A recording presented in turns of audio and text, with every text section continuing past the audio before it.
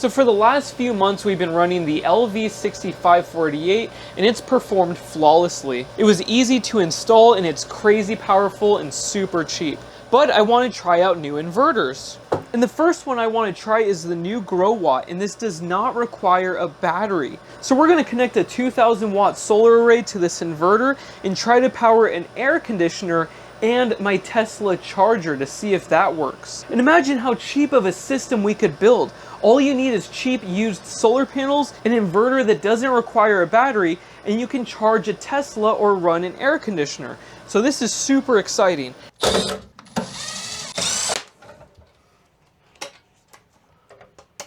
I'm being very careful because I actually like this unit and want to use it again. And what's cool about this inverter is when you take this panel off, it turns off the inverter's output for safety reasons. But I still like to test for voltage anyways. Now you can remove the AC conductors.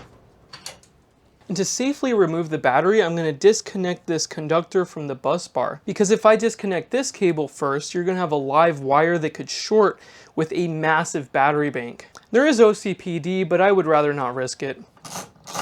And then disconnect from the inverter second.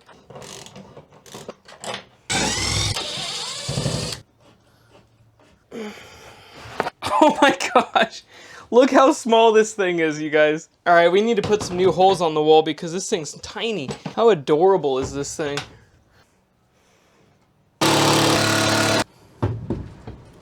And even though it's super small, it can handle 250 volts DC at the input. So I might be able to put both arrays in series. Let's test the voltage just to make sure. And it looks like most MPP and Growatt inverters. So PV input right here, battery connection right here, which we're going to ignore for these tests, an AC input for the AC charger, and an AC output down here. So we're going to connect the AC conductors first, and then give it power with the PV input second. And it goes ground, live, neutral, and we just shove it inside. And unfortunately, this doesn't have MC4 inputs for the PV array, so I'm going to have to go get some from my shop. And now we just need to connect solar, but I'm going to test the voltage of both arrays and see how well they'll work together. The first array is 133 volts, and the second array is 178. So that will actually destroy this. And this one has a lower current than this one. They're different voltage panels. So what I'm going to do instead is only connect the 1200 watt array. It's on! And I hope this is enough voltage actually, now that I think about it. 133, and then the working voltage will be pretty low. So let's turn on the inverter and see what happens. And I don't think I have enough voltage actually. And on the side it says it needs 120 volts minimum, so this might not be enough because the working voltage is so low. So let's just connect the other array instead.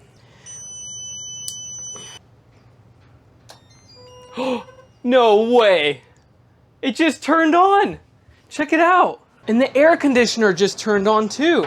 Yeah, the compressor's not on quite yet. I can't believe we're powering it directly off of solar without a battery. It must have some really big capacitors or something as a buffer. This just doesn't even make sense. It's like magic. Yep, there we go. Now it tripped it. So the 800 watt solar array is not large enough. I'm gonna have to actually rewire one of my arrays and get a different working voltage. And this is why I built this trailer. So we're gonna rewire some of these panels, and instead of using 6 panels, we'll only use 3. And that should give us the perfect voltage. There we go. So now we need to put these in series with these. And then first check the voltage because I don't wanna burn anything out. We have 178 volts over here and 66 volts over here. Now we have 245 volts, so this should be perfect for the inverter. I just hope it's enough current because we won't be able to use all the power made by the other array. And that's a big downside of using different panels in series. The voltage will go really high, but the current will not improve that much. You will only get the lowest current panel's output. So let's just try it anyways. We're on. Shows 245 volts. So let's try to turn on that air conditioner again. The compressor has still not kicked on yet. Let's do the dry mode so the compressor has to turn on anyways, because I can't get the compressor to turn on right now. It might not be hot enough. Oh. Yeah, it's not enough power, guys. So what we're gonna do instead is bump up the voltage of the 12-volt panel array by putting these in series. And these do 6 amps each, almost 7, so it should be able to match those panels pretty nicely. So let's try it again. We've got 0 volts, so I'll be right back. I left one disconnected for safety reasons. We have 196 volts. So let's test it out. I'm gonna test the polarity one more time. I do not want to screw this up, and the polarity is good. This is a pretty difficult load, guys. I don't know if I'm gonna be able to do it.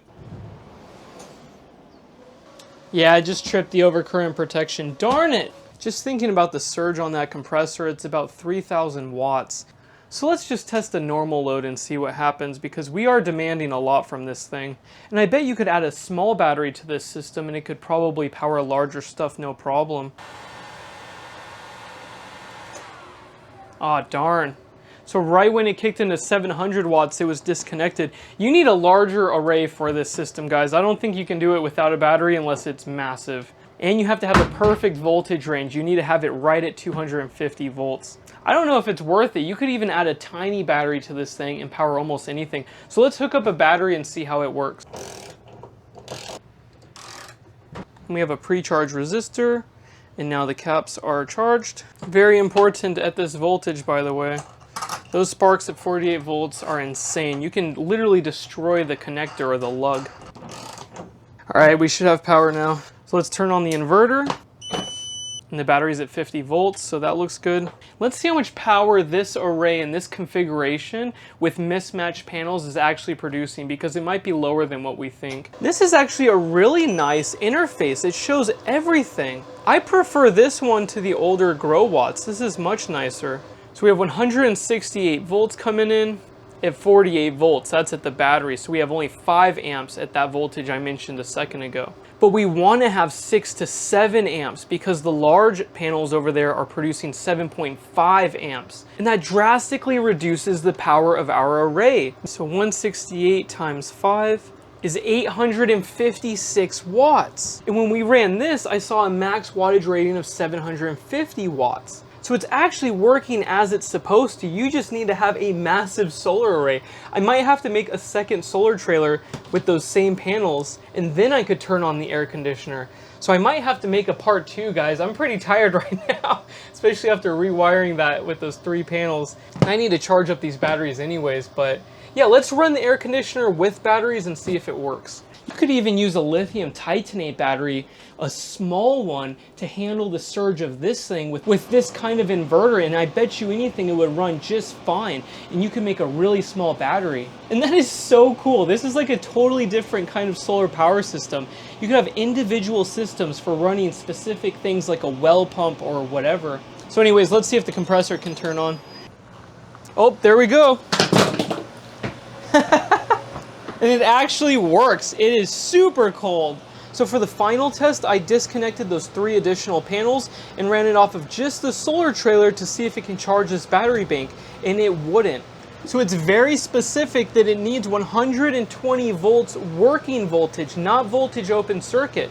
Even though we have 130 volts from this, the working voltage is about 105, and it does not work with this unit. So keep that in mind. That's probably the #1 thing I would consider, is this is not good for super small systems, for like an RV or something. This is more ideal for cabins or well pumps or something like that, especially if you want to put them into parallel. It comes with the communication board, so you can do split phase output. And then I connected the higher voltage panels on the roof, and it started charging instantly. And this one's working voltage is 150 volts, and now we have 3.8 amps coming in. But previously I had 0 amps, so it might have been just that lower voltage and lower current from that array. I need to build an array that is specific for this inverter if I want it to work without a battery. And it has to be large enough. And I think going without a battery might be a bad idea. I think it's good to have a small battery at least.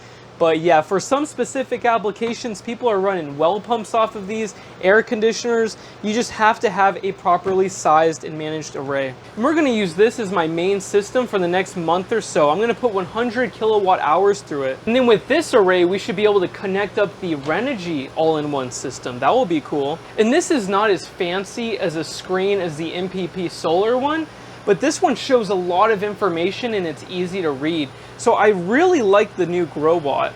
But they're all pretty impressive, honestly. The 250 volt input on this for this size of inverter is great. You can string together a lot of panels. But it is crucial to test the voltage of your PV array before you connect it to these all-in-one systems. The only times I've heard of people destroying these is because they put a ton of panels in series and they just plug it in. And if you put 300 or 400 volts through this thing, it will go up in smoke. So very important, use a good multimeter and test before you connect any panels to this. So thank you for watching. In part 2, we'll try to charge my Tesla and also this air conditioner with a larger array. That will be really fun. Anyways, thanks for watching and I will talk to you later. Bye.